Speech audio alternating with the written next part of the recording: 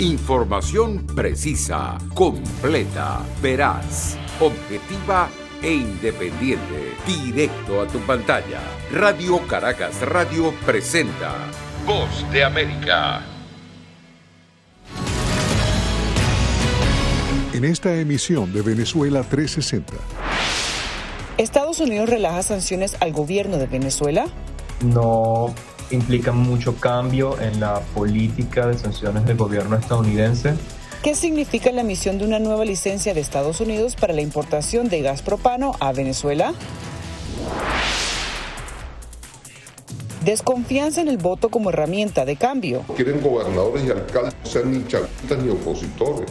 Panorama político en la antesala de las elecciones regionales. Un análisis de Venezuela 360.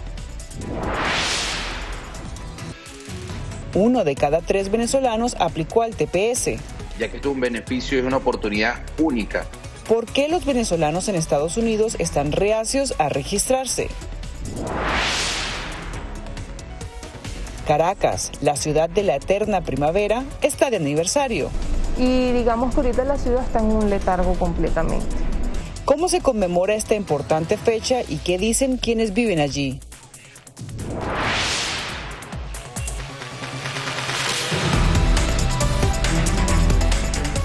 Bienvenidos a una nueva edición de Venezuela 360. Les saluda Cristina Caicedo Smith desde los estudios de La Voz de América en Washington. Empresarios y expertos en sanciones de Estados Unidos aseguran que las recientes licencias emitidas por la administración Biden no representan un cambio en la política de sanciones al gobierno de Nicolás Maduro. ¿Qué significa? Sobre todo para la importación de gas propano que se encuentra en escasez en Venezuela. Ahora hablamos con Jaime Moreno, que se encuentra con nosotros. Jaime, ¿por qué la administración del presidente Joe Biden está emitiendo estas licencias? Hola Cristina, estas licencias se están emitiendo para ayudar a superar la crisis de la escasez de combustibles, específicamente de gas propano, que es el gas con el que cocinan la mayoría de las familias en Venezuela. Las familias en Venezuela han tenido que moverse a cocinar con leña ante la escasez del gas propano. Lo que hace esta licencia es clarificar las sanciones generales. Las sanciones son muy abiertas y muy abiertas a la interpretación. Entonces muchas empresas les dio miedo seguir haciendo negocios con PDVSA por el temor a una sanción y suspendieron la exportación de gas propano a Venezuela. Y esto es lo que quiere hacer esta licencia, evitar que la gente siga cocinando con leña. La licencia emitida por el Departamento del Tesoro abre la posibilidad de que Venezuela pueda comprar gas propano en los mercados internacionales. Cerca del 90% de los hogares dependen de este combustible. La licencia número 40 dice textualmente: se autorizan ciertas transacciones que involucren la exportación o reexportación de gas licuado de petróleo hacia Venezuela. Expertos consideran que esta licencia no es un relajamiento de la política de la administración del presidente Biden hacia el gobierno de Nicolás Maduro, sino que clarifica las sanciones existentes. Creo que considerarla un relajamiento, flexibilización de sanciones generales es exagerado. No implica mucho cambio en la política de sanciones del gobierno estadounidense. Desde el inicio de sanciones no hay, prohibiciones taxativas de la importación de combustible a Venezuela. En un conversatorio del Centro de Pensamiento Atlantic Council en Washington, el secretario de Estado adjunto de la Oficina del Hemisferio Occidental del Departamento de Estado explicó que la licencia para importar gas propano tiene objetivos humanitarios. A pesar de toda la polémica, nuestro Departamento del Tesoro ha aflojado ciertas restricciones al gas para cocinar porque vemos que es fundamental para el bienestar de los venezolanos en su vida diaria. Aunque la licencia establece que no habrá sanciones por venderle gas propano a PDVSA o a un operador privado, no está claro de qué manera inmediata se vaya a resolver el problema del déficit de combustible que se calcula es del 75% según la firma Gas Energy. Lamentablemente yo no veo que va a tener un impacto fuerte en el mercado porque PDVSA pues es el que controla la importación de propano. Si bien es cierto hay privados que pudieran traer propano al mercado, no hay un mercado de propano como en otros países de la región donde hay un sector industrial. Primero hay que liberar los precios. La otra opción es que PDVSA importe el gas propano, pero el pago debe hacerlo en efectivo. La licencia no autoriza el intercambio de petróleo por gas. Yo creo que esta decisión toma PDVSA un poco fuera de base, o sea, no se esperaban esto, tampoco lo estaban pidiendo y no creo que, y a pesar de que el propano es un combustible de alta necesidad humanitaria, es la cara más social del petróleo quizás, pues yo no veo a PDVSA en sus prioridades traer propano importado.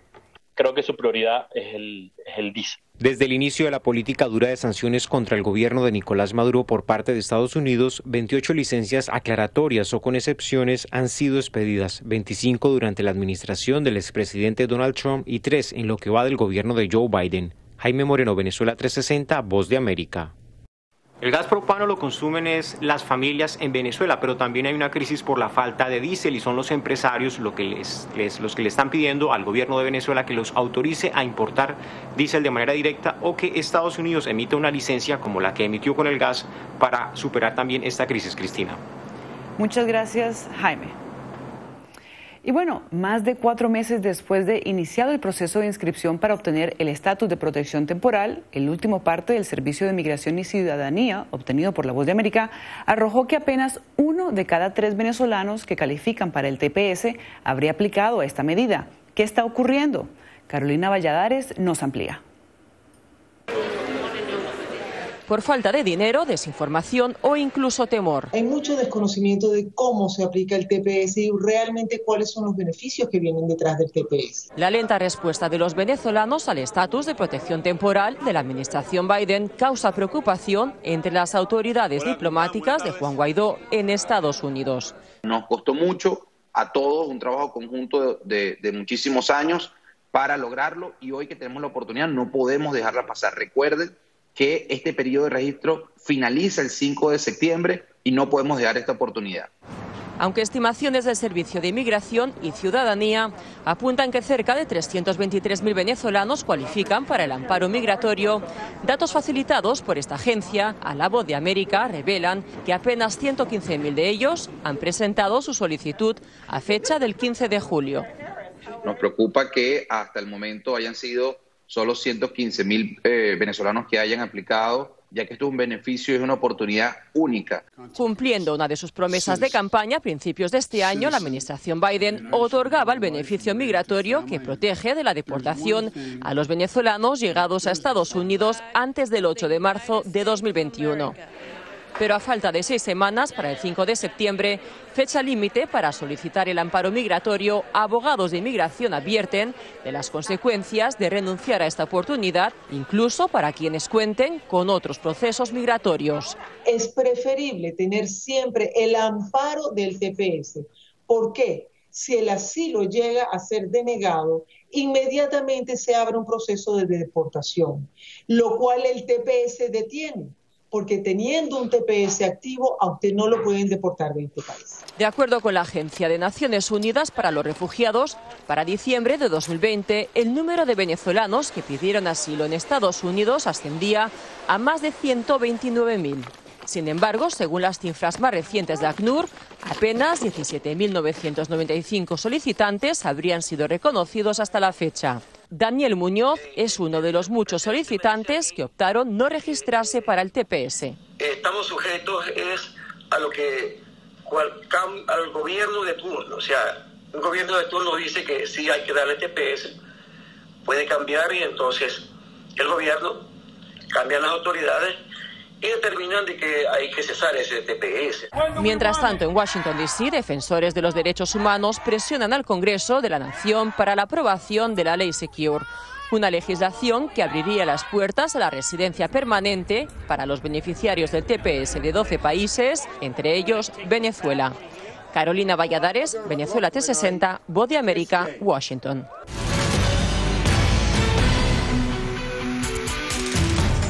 Opiniones encontradas despierta en la oposición venezolana el anuncio del presidente Nicolás Maduro de eliminar los protectorados, mientras que para analistas en Washington esta decisión debe observarse desde una perspectiva más amplia que la puramente electoral y debe ser tomada con cautela. Los detalles nos los trae Belén Mora. A meses de los comicios regionales en Venezuela, el presidente Nicolás Maduro hace un anuncio que podría cambiar el clima preelectoral. Vamos a eliminar eso que hemos llamado el protectorado. ¿Concesión o estrategia? Analistas y activistas políticos en Estados Unidos coinciden en que esto debe ser visto con reserva. El gobierno lanza esta idea buscando probablemente, ¿no?, generar incentivos para que la oposición o una parte de ella al menos participe en las próximas elecciones. Entre tanto, algunos activistas políticos con militancia dentro y fuera de Venezuela desconfían de las intenciones del gobierno venezolano. Es el reconocimiento de que existieron y es la garantía de que volverán a existir en cualquier momento que le dé la gana. Él simplemente lo hace en este momento porque necesita que se participe en esas elecciones fraudulentas para dar apariencia de normalidad, apariencia de que está cediendo. Sin embargo, de acuerdo con expertos, la decisión de eliminar los protectorados podría también analizarse más allá de las elecciones y darle peso con miras a un eventual diálogo entre el gobierno y la oposición. El gobierno está asumiendo que tiene que ceder cosas por diferentes razones para volver a tener acceso a los mercados internacionales, para volver a tener diálogo con diferentes países del mundo, etcétera, etcétera. Y está haciendo varios intentos, el protectorado es uno, para caminar en esa dirección. Concesiones que son observadas muy de cerca por parte de la comunidad internacional, como es el caso de Estados Unidos. Lo que podemos hacer como una comunidad internacional es identificar qué pasos concretos se deben de tomar para que la comunidad internacional responda levantando la presión o haciendo algo para recompensar o premiar esas decisiones concretas. Mientras tanto, en Venezuela se inició la cuenta regresiva hacia las elecciones regionales el próximo 21 de noviembre. Comicios que dividen a la oposición en Venezuela y capturan la atención internacional. Belén Mora, Venezuela 360, Voz de América, Washington. Y precisamente en el mismo ámbito, en la antesala del proceso electoral de noviembre, algunas encuestas apuntan a que existe un clima de desconfianza en el voto como herramienta de cambio. Para expertos, si la mayoría opositora decide participar, estaría en desventaja al no contar con recursos y tiempo. Pero también hay quienes estiman que se trata de una oportunidad de abonar el terreno para próximos eventos electorales. Venezuela está marcada por un ambiente de incertidumbre en el ámbito político. Se avecinan unas elecciones regionales y municipales en las que por ahora participará el gobierno y algunos sectores de la oposición. Para Anderson Sequera, director estratégico de la consultora Políticas, el principal movilizador de los electores en Venezuela es la expectativa de cambio, un elemento que considera está siendo obviado en los debates, a pesar de que los estudios de opinión pública dan cuenta de ello. Cuando se profundicen esos 5 de cada 10 venezolanos, no quieren participar porque sientan que las elecciones, que las alcaldías o las gobernaciones les van a cambiar de manera trascendental su vida, sino que participarían en las regionales siempre y cuando la dirigencia opositora les venda que esto es un paso más para el cambio político. Según datos de Jesús Seguías, consultor político y presidente de Datincorp, al menos la mitad de los electores que viven en el país estarían interesados en participar en el proceso electoral de noviembre. Lo cual es una cifra bastante buena para el gobierno y no muy buena para la oposición, porque mientras más abstención haya, peor para los candidatos de oposición. 8 de cada 10 venezolanos se oponen al gobierno de Maduro, según un informe de perspectivas presentado recientemente por la consultora Políticas. Pero la oposición no escapa del rechazo. Dicen los estudios de opinión pública. Bueno, nos dicen que el liderazgo opositor está deslegitimado. 7 de cada 10 venezolanos evalúan negativamente la gestión de Juan Guaidó. En su mayoría ya quieren candidatos a gobernadores o quieren gobernadores y alcaldes, no sean ni chavistas ni opositores. Esto es un dato interesantísimo porque es una demostración del hastío que hay con esta polarización y este enfrentamiento entre chavistas y opositores. A pesar del tiempo en contra, el politólogo Nick Merevans cree prudente que la oposición no solo participe, sino que celebre un proceso de primarias o establezca métodos de consenso para definir candidaturas unitarias, lo que, según dice, presentaría un escenario alentador. Para una elección regional que generalmente no convoca, o sea, que es de alto nivel de abstención por naturaleza, podría lograrse la participación de entre el 55 y el 60% de la población. Y eso garantizaría una victoria aplastante, incluso con 2 candidatos de oposición contra uno del PSUV. La mayoría de la oposición venezolana, agrupada en una plataforma unitaria, hasta el momento ha descartado participar en el proceso por considerar que no existen condiciones, garantías ni constituyen una solución al conflicto. No van a dejar pasar por alto el tema de la represión. Creo que no van a dejar pasar por alto el arresto de Freddy Guevara. Si no se levantan de la mesa de negociación va a ser por presiones internacionales, pero creo que eso viene. Mientras tanto, el chavismo se moviliza y se prepara para en agosto celebrar elecciones primarias para elegir a los candidatos que presentarán las elecciones regionales y municipales. Carolina Alcalde, Venezuela 360, Voz de América, Caracas.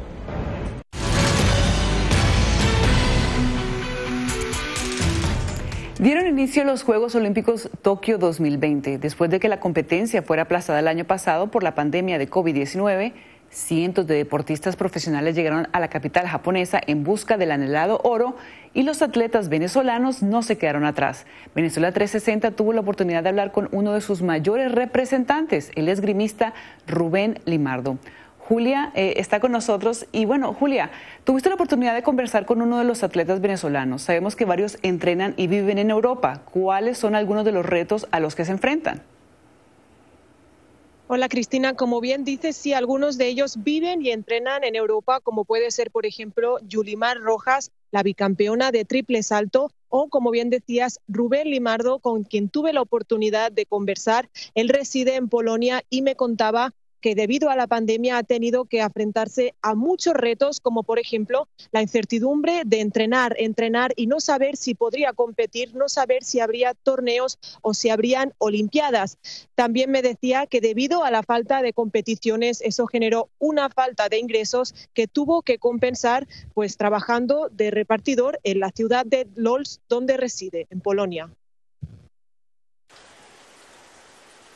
Luego de la larga espera, deportistas de todo el mundo llegaron a Tokio. 43 atletas venezolanos se batirán y lucharán por una medalla de oro en disciplinas como el atletismo, karate, esgrima, boxeo y estilo libre de ciclismo BMX.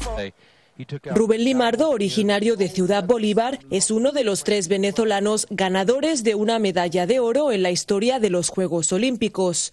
Además de quedar en primer lugar en los Juegos de Londres, ha sido 9 veces campeón panamericano. En Tokio podría volver a triunfar. La medalla de oro es como el sueño que uno anhelaba, ¿no?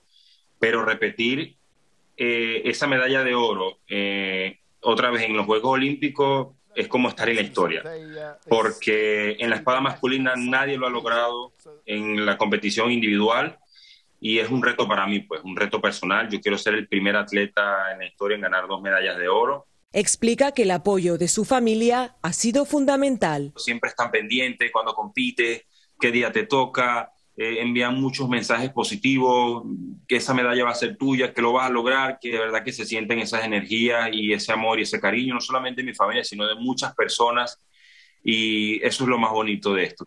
Sin embargo, el camino hasta la capital japonesa no fue fácil. Con la llegada de la pandemia, Rubén tuvo que buscar alternativas para generar ingresos, y lo hizo trabajando de repartidor en Polonia, país en el que reside. Además, la incertidumbre por la falta de competiciones también fue un factor que afectó al deportista. Pero cuando entrenas para algo que no sabes si se va a realizar o no es bastante difícil. Fue bastante difícil para muchos atletas, incluso países que pudieron tener quizás más meses que otros en el encierro, en confinamiento, que no podían salir, no podían entrenar. Te puedo decir que nuestro entrenamiento valió la pena. Cada momento de ejercicio, cada momento de esfuerzo, no paramos en ningún momento y bueno, creo que es lo más importante. Y a pesar que este año el mundo vivirá unos Juegos Olímpicos diferentes, con restricciones debido a la pandemia de COVID-19, no hay reto ni obstáculo mayor que detenga la determinación de los 43 atletas que representan la bandera tricolor y que solo buscan dejar el nombre de su país bien en alto. Julia Riera, Venezuela 360, Voz de América.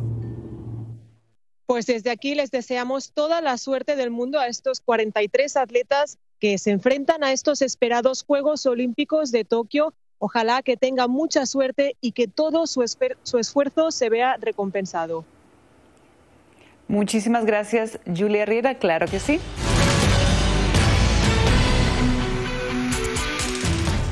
Caracas cumple 454 años de ser fundada y a pesar de seguir mostrando obras que fueron emblemáticas para la región, sus aceras, edificios, parques y centros culturales han quedado relegados, según expertos.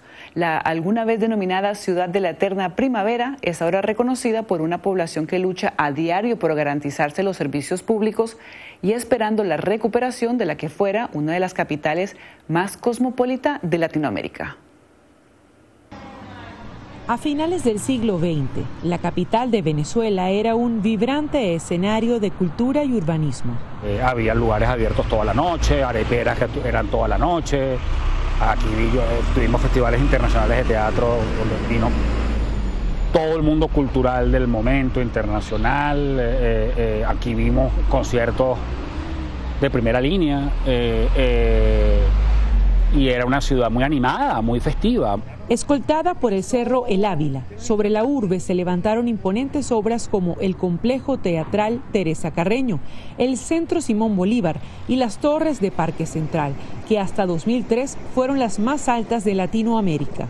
El crecimiento de Caracas viene dado por el automóvil, por la explosión de la inversión en petróleo y por supuesto por la voracidad de crecimiento de una ciudad que veía llegar cada vez más a pobladores del interior del país en búsqueda de un mejor estilo de vida.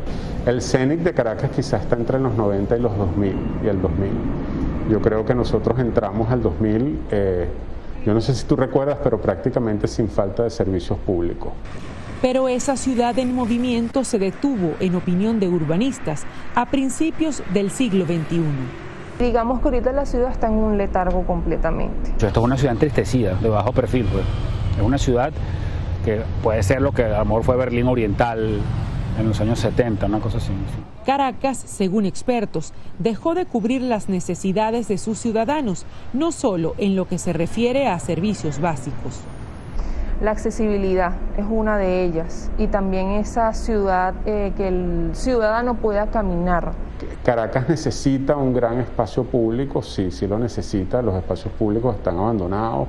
La revista The Economist ubicó este año a Caracas entre las 10 peores ciudades del mundo para vivir, una lista en la que evalúa factores como la delincuencia, transporte, acceso a la educación, salud, así como la estabilidad política y económica. No quiero idealizar el pasado, y a Caracas venía mal, pero esta particularidad, esta Caracas suave, de tráfico suave, de poca gente, esta mansedumbre, esta cosa de que se hace de noche y todo se aplasta y la ciudad muere, salvo unos cuantos focos, es una circunstancia inédita. O sea, la ciudad perdió la alegría.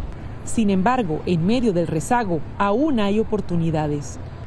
Caracas es una ciudad que se puede recuperar relativamente rápido porque la infraestructura está, porque lo que está hecho se puede rescatar. O sea, ninguna ciudad muere, los países no mueren, pero sí está claro que Caracas tiene unos días muy mentirosos, unos días muy bellos, muy azules, muy distintos a la situación actual.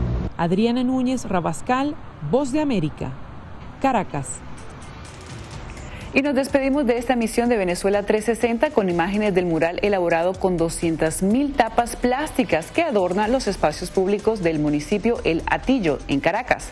Bajo la técnica del puntillismo, la obra ilustra un par de guacamayas acompañadas por representaciones del Cerro El Ávila y girasoles, diseñada por el joven artista Óscar Olivares, cuyos trabajos han sido expuestos en Bogotá, Houston y Panamá. Y con esta bella representación de la naturaleza caraqueña me despido de esta emisión de Venezuela 360. Los acompañó Cristina Caicedo Smith.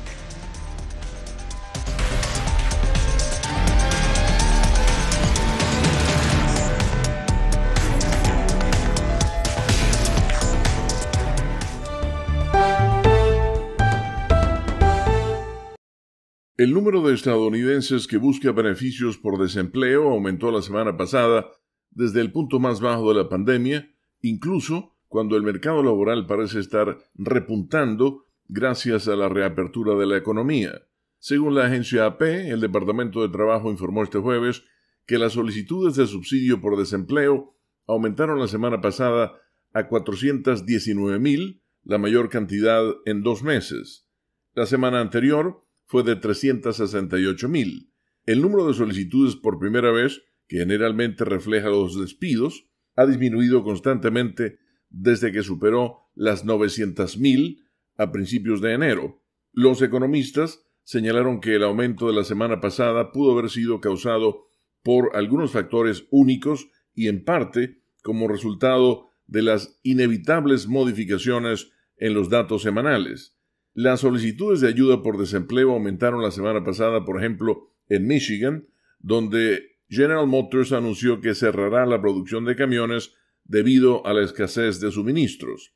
Los estadounidenses están comprando, viajando y visitando restaurantes con más frecuencia a medida que la pandemia ha disminuido, impulsando a la economía y obligando a las empresas a prácticamente disputarse trabajadores. Las empresas han publicado el mayor número de puestos de trabajo disponibles en las 2 décadas en las que se ha realizado un seguimiento de los datos. La contratación ha aumentado, aunque las compañías indican que a menudo no pueden encontrar suficientes empleados con los salarios que están dispuestos a pagar.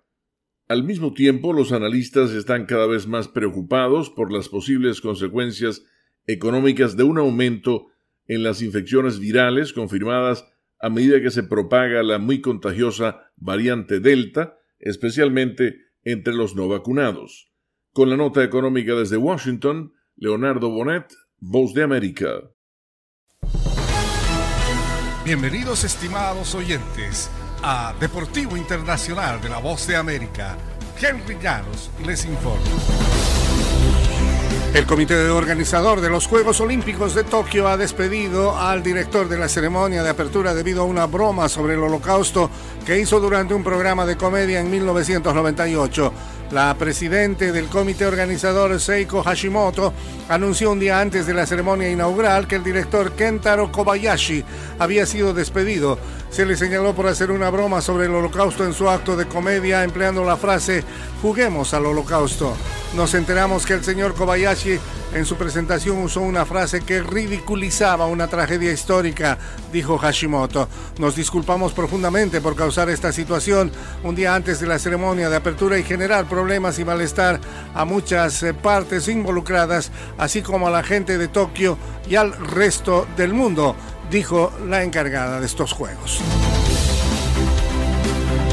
En el tenis olímpico, la estrella local Naomi Osaka debutará contra la china Zheng Shaizai, número 52 del ranking, y Novak Djokovic se topará con el boliviano Hugo Dellien, 139 del escalafón, en la ronda inicial del torneo de tenis de los Juegos Olímpicos de Tokio.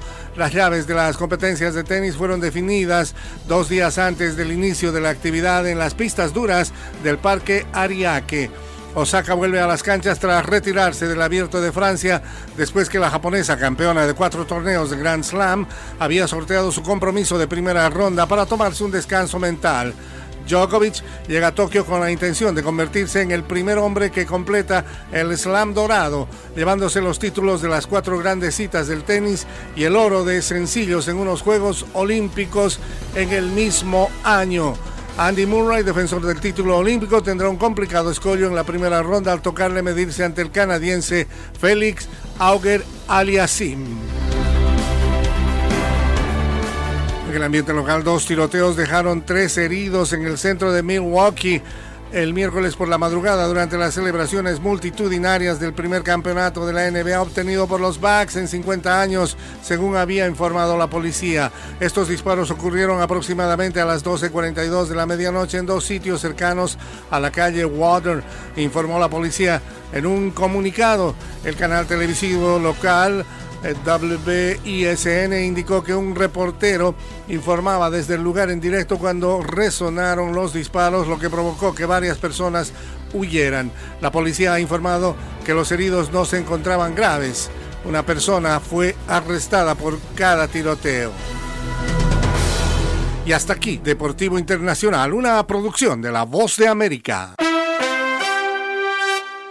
El Kennedy Center anunció esta semana su 44ª promoción de homenajeados. Los 5 de este año son el barítono Justino Díaz, Berry Gordy, fundador, compositor, productor y director del sello Motown, el creador de Saturday Night Live, Lorne Michaels, la legendaria actriz y cantante Bette Midler y la cantautora de origen canadiense Joni Mitchell. La ceremonia anual se llevará a cabo el 5 de diciembre en el Kennedy Center Opera House aquí en Washington y se transmitirá en CBS en fecha posterior. El especial de 2 horas también estará disponible en vivo y on demand en Paramount Plus. Broadway, Beyond the Golden Age, un documental que explora Broadway de 1959 a 1983 a través de entrevistas personales, se estrenará en el programa Great Performances de PBS a partir de agosto 14. El documental está escrito y producido por el cineasta Rick McKay, ya fallecido, y es una secuela de su documental de 2003, Broadway, The Golden Age, by the Legends Who Were There. Beyond the Golden Age es la continuación del primero, con la colaboración de Alec Baldwin, Carol Burnett, Glenn Close, Jane Fonda, Liza Minnelli, Chita Rivera y Dick Van Dyke. Bueno, nos vamos a 1978. Earth, Wind and Fire se ubica en el puesto 9 de las 100 calientes con Got to Get You Into My Life de los Beatles. La versión de Earth, Wind and Fire pertenece a la banda sonora de la película Sgt. Pepper's Lonely Hearts Club Band, protagonizada por Peter Frampton y The Bee Gees. Si no la han visto, no se pierden de nada. 2 años antes, en 1976, Got to Get You Into My Life, con sus intérpretes originales de Liverpool, apareció en el álbum recopilatorio Rock and Roll Music. 1972, The OJs llevan el tema Backstabbers al número 3 de las 100 calientes y a la cima de la lista Rhythm and Blues. En 2005, The OJs ingresaron al Salón de la Fama del Rock and Roll. 1979, el grupo australiano Little River Band coloca Lonesome Loser en el 6º puesto del Hot 100. El tema más recordado de esta agrupación de Down Under fue seguramente Reminiscing de 1978. Y en 2000, hace 21 años, Baha Men debutan en la Hot 100 con Who Let the Dogs Out. El sencillo, escrito por Anselm Douglas, alcanzó el puesto 40 y le valió a la banda de las Bahamas Grammy a Mejor Disco Bailable. Es todo por el momento. Alejandro Escalona, Voz de América.